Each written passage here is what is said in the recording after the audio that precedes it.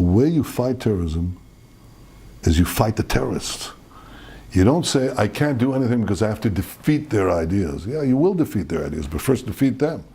Rick Grenell joins us. He's a former advisor to 4 U.S. ambassadors to the United Nations and a Fox News contributor. You know, Rick, I was struck that on the bookshelf in the Prime Minister's office, right behind him, there were 4 books by Winston Churchill. One was The Gathering Storm, which is about the threat and warnings about the Nazis. Do you think we have the same resolve that has been shown by generations past to face the terrorist threat and what we're seeing now unfold in our country today? Well, I sure hope that we do. Listening to your interview with Bibi Netanyahu, it's encouraging. First of all, Eric, great get, really great interview, very interesting. And I think the fact is that we can all learn something from the Israelis and from Netanyahu. His resolve, I think, is uplifting, and we probably all need to see that right now in a leader. We need somebody who can look down at evil, call it by its name, and specifically say, we will defeat it. We are Americans, we are Westerners, we are united as people who are against terrorism.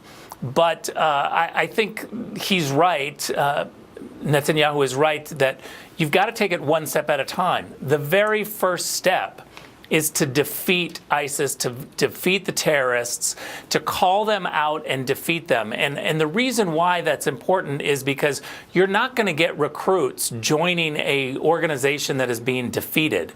You're going to get recruits who always want to join successful organizations.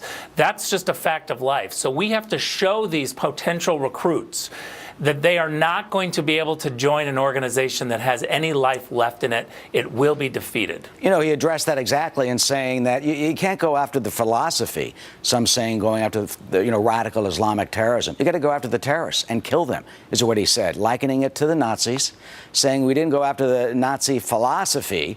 We went after, Hitler's Germany directly. He also said there should be a more aggressive stance against ISIS.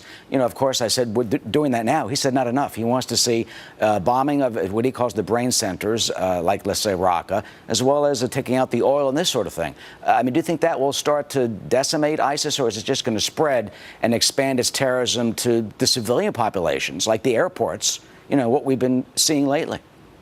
It's such a good question, and I think that you've got to have the balance of reacting militarily, reacting immediately at the terrorists, anyone who is doing bad things, you have to immediately stop that, and not let the intellectuals take over. And I think that's what's happening in our country right now, is we're having this intellectual, philosophical argument in the newspapers with reporters in D.C.